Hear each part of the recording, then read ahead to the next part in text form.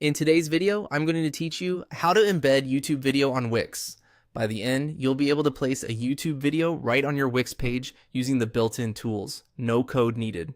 First, make sure you're in the Wix editor for the site and page where you want the video to appear. On the left side of the editor, click the plus icon, often labeled Add. This opens the panel where all your elements live. If you don't see it, confirm you're in the editor, not the dashboard, and that you've selected a page section where elements can be added. In the Add panel, look for the category called Video and Music. This is where Wix groups all its media players and streaming options. Opening this category shows several chests, but the one you want is the YouTube video element. It's specifically designed to display YouTube content smoothly on your site. Click and drag the YouTube video element onto your page, then drop it where you want it to sit.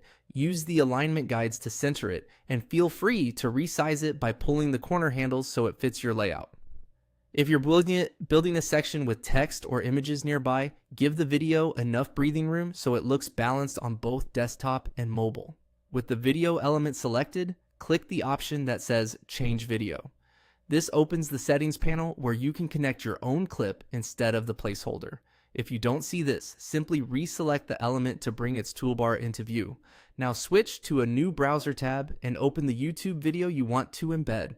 Copy the link from the address bar or use the share button and copy the provided link there. Make sure the video is public or unlisted so site visitors can watch it. If you want the video to start at a specific time, you can set that in YouTube's share options before copying the link. Head back to the Wix editor and paste the YouTube link into the URL field in the video settings. You should see a preview load almost immediately. Confirm the correct title or thumbnail appears, then apply the change. At this point, you can adjust options like autoplay, controls, looping, and mute, depending on your design needs and best practices for user experience. That's it. You added the element, chose video and music, dropped in the YouTube player, changed the video, copied the link from YouTube, and pasted it into Wix.